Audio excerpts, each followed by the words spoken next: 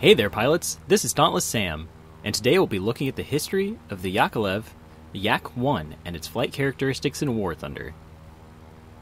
The Yakovlev Yak-1 was a World War II Soviet fighter aircraft. Produced from early 1940, it was a single-seat monoplane with a composite structure and wooden wings. The Yak-1 was extremely maneuverable, fast, and well-armed, and just as importantly, it was easy to maintain and reliable. It formed an excellent basis for subsequent development from the Yakovlev Bureau. In fact, it was the founder of a family of aircraft, with some 37,000 being built. As a reward, designer Alexander Yakovlev was awarded the Order of Lenin, the highest decoration bestowed by the Soviet Union, with a 100,000 ruble prize, plus a Zeiss motor car. Prior to World War II, Yakovlev was best known for building light sports aircraft. His Yak-4 light bomber impressed the Soviet government enough to order the OKB to design a new fighter with the Klimov M106 V12 liquid-cooled engine. Formal specifications released on July 29, 1939, called the two prototypes I-26-1, with a top speed of 620 km an hour at 6,000 meters, a combat range of 600 kilometers, a climb rate of 10,000 meters of under 11 minutes, and an armament of two 7.62 mm machine guns and one 12.7 mm heavy machine gun, and the I-26-2 with a turbocharged M106 engine with a top speed of 650 kilometers an hour at 10,000 meters and an armament of two 7.62 mm machine guns. The design took full advantage of Yakovlev OKB's experience with sports aircraft and promised agility as well as high top speed. Since the M106 was delayed, the design was changed to incorporate the Klimov M105P V12 engine, with a 20 mm cannon in the V of the engine block. The I-26I first flew on January 13, 1940. The prototype suffered from oil overheating problems, which were never completely resolved, resulting in 15 emergency landings during early testing. Then, on April 27, 1940, the I-26-1 crashed, killing its test pilot, Pointovsky. The following investigation of the crash found that the pilot performed two consecutive barrel rolls at low altitude, which was in violation of the test flight plan. It was believed that during the first roll, the main landing gear became unlocked, causing it to crash through the wing during the second roll. It had been hypothesized that the test pilot's deviation from the flight plan was caused by frustration that his aircraft was being used for engine testing, while the I-26-2, built with the lessons of the I-26-1 in mind, was already performing aerobatics. Technical issues with subassemblies provided by different suppliers raised the I-26-2's weight 400 kilograms above projected figures, which restricted the airframe to only 4.4 G, while overheating oil was still a problem.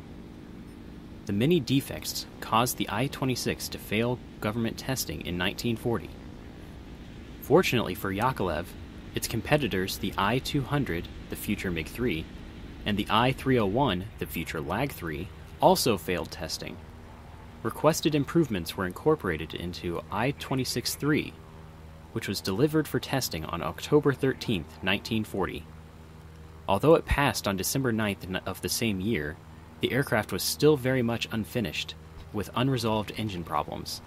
Troublesome and slow testing and development must have been quite worrisome for Soviet officials, considering the fact that the I-26 was ordered into production under the name Yak-1 on February 19, 1940, a mere month after the I-26-1 made its maiden flight.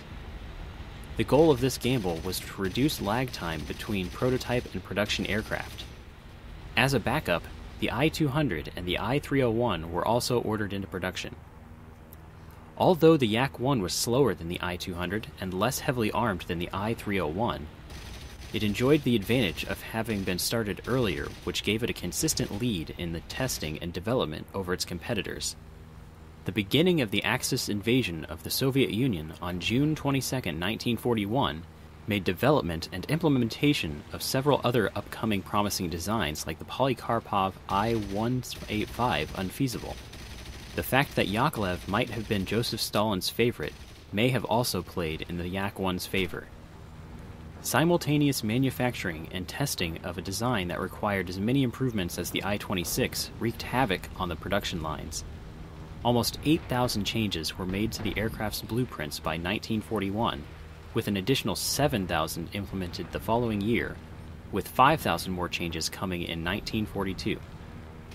Production was further slowed by shortages of engines, propellers, radiators, wheels, and cannons. Shortages of quality materials resulted in plywood being torn off the wings of several aircraft.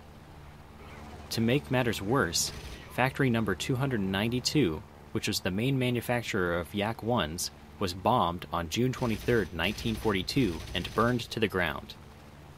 Amazingly, production resumed among the ruins on June 29th. Due to loose tolerances, each aircraft was essentially unique, with workers performing the final assembly having the unenviable task of mating what often proved to be somewhat dissimilar components. For example, left and right main landing gear could be of different lengths and different angles relative to the aircraft, which required adjusting their attachments to ensure an even stance for the completed aircraft. Parts were often non-interchangeable between aircraft. Production of Yak-1 ended on July 1944, with somewhere around 8,700 being built. At the outset of the Great Patriotic War, on June 29, 1941, 425 Yak-1 were built, although many of these were en route or still disassembled. Just 92 machines were fully operational in the western military districts, but most were lost in the very first days of the war.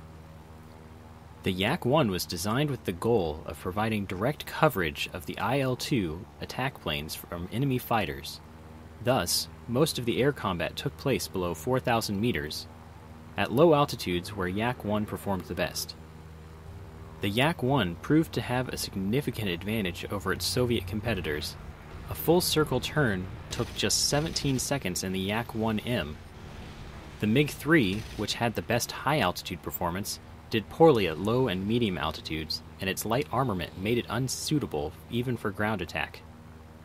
The Lag-3 experienced a significant degradation in performance compared to its prototypes due to the manufacturer's inexperience with special wooden construction, which suffered from warping and rotting when exposed to the elements. The Yak-1's plywood covering also suffered from the weather, but the steel frame kept the aircraft largely intact. The aircraft's major early problem in development were fuel leaks caused by failure of spot-welded fuel tanks from vibrations. Also troublesome was the fact that the canopy could not be opened under certain conditions in earlier models, potentially trapping the pilot in a falling aircraft. As a result, some pilots had the sliding portion of the canopy removed altogether. The first 1,000 Yak-1s had no radios at all. Installation of radio equipment became common by the spring of 1942 and obligatory by August of 1942. But Soviet radios were notoriously unreliable and short-ranged, so they were frequently removed to save weight. Like most early carburetor-equipped engines, the M105 could not tolerate negative G-forces, which starved it of fuel. Moreover, they suffered breakdowns of magnetos and speed governors, and emitted oil from the reduction shaft. The Yak-1 was better than the Bf-109E, but inferior to the Bf-109F, its main opponent, in rate of climb at all altitudes. And although it could complete a circle at the same speed as the Bf-109, its lack of agility made dogfights difficult, demanding high levels of concentration. In comparison, a Bf-109, with its automatic flaps, had a lower stall speed and was more stable in sharp turns and vertical aerobatic figures. Simulated combat between a Yak-1 and a Bf-109F revealed that the Messerschmitt had only marginally superior maneuverability at 1,000 meters, though the German fighter could gain a substantial advantage over the Yak-1 within 4 or 5 nose-to-tail turns. At 3,000 meters, the capabilities of the two fighters were nearly equal. Combat essentially reduced to head-on attacks. At altitudes of over 5,000 meters, the Yak was more maneuverable. The engine's nominal speed at low altitudes was lowered to 2,550 RPM, and the superiority of the Bf-109F at these altitudes was reduced. The Yak-1's armament would be considered too light by Western standards, but was perfectly typical of Soviet aircraft, the pilots of which preferred a few guns grouped on the center line to improve accuracy and lower weight. Wing guns were rarely used on Soviet fighters, and when they were often removed. Avoiding wing guns lowered the weight and demonstrably improved roll rates. The US and Britain considered heavy armament and high performance necessary even at the cost of reduced agility, while the Soviets relied on the marksmanship of their pilots coupled with agile aircraft. Even with the Yak-1's light armament to reduce weight, modifications were made, both on the front line and on about 30 production aircraft. The 7.62mm machine guns were removed, retaining only the single cannon. Nevertheless, those lighter aircraft were popular with experienced pilots, for whom the reduction in armament was acceptable, and combat experience in November of 1942 showed a much improved kill-to-loss ratio.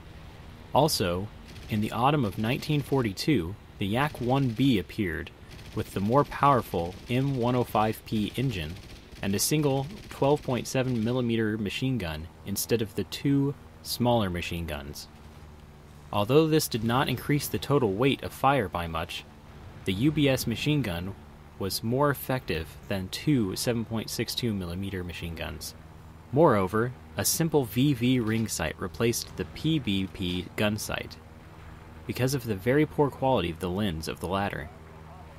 The Yak-1 had a light tail, and it was easy to tip over and to hit the ground with the propeller.